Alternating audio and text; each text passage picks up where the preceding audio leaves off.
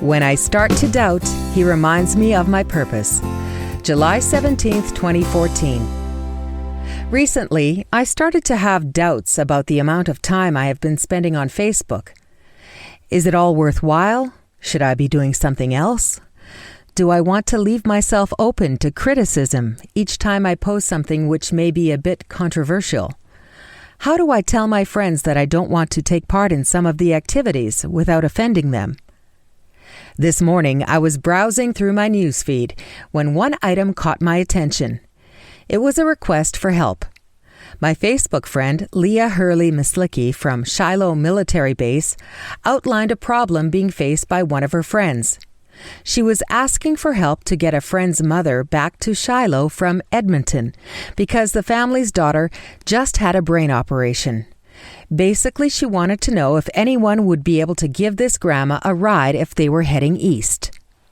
I immediately reworded the request and reposted it to see if we could find a ride for Grandma back to Shiloh. I realized the chances were pretty slim, so I sent a private message to Leah and offered to pay for Grandma's Greyhound ticket back to Shiloh. Then I Googled Greyhound to check on fares and schedules. Greyhound does not go to Shiloh. Bummer. Now what? This is not going to be as easy as I thought. I check my notifications and already have a response. Judy Whitnack offers to pay for Grandma's Greyhound ticket. I comment that I had just checked with Greyhound and they do not go to Shiloh. Being somewhat discouraged, I messaged Leah and told her that the Greyhound doesn't go to Shiloh. Darn Greyhound cutbacks. I didn't know what to do. Leah replied that Greyhound goes to Brandon, which is about 20 minutes from the base, and someone would be able to give Grandma a ride home from Brandon. I told Leah that I would make all the arrangements. Consider it done. I messaged Judy and asked if she would go halves with me on the ticket. Yes, done. Now to get the money to Grandma. Since I didn't have any satellite jobs which had to get done today, I told Leah that I would drive into the city today and deliver the money. All I needed was a phone contact so that I could hand over the envelope once I got to the city. On this basis, I took off for the city, feeling confident that Leah would get the information I needed well before I got to the city. I got my first partial message near Wildwood, pulled over to the next approach, but with no bars on my cell, all the messages didn't come in. I kept driving until I passed Evansburg. Checked again. Now I have Angie Forrest's cell number. I fired off a text knowing she could not have her cell on in ICU. I know this after the time we spent at the Royal Alex NICU with Lanny and Jen's babies. Confirmed Brianna's room number with Angie. Fired off another message to Leah saying that I had made contact. Formulated a post asking for prayers and positive thoughts for Brianna. Then hit the road again. I turned the radio down and prayed for Brianna and her family while I was driving. When I arrived at the stollery, I messaged Angie that I had arrived. No response.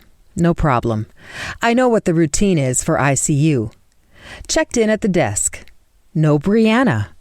Wait a minute, another nurse knows that she's been transferred to another room. I know this is good news. She must be improving.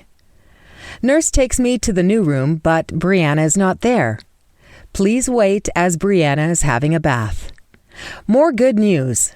I sit and wait and continue praying. Finally, Angie rolls Brianna in with a plastic chair. Angie's mother-in-law accompanies her. Short greeting, but Brianna is really tired and Angie gets her settled in bed.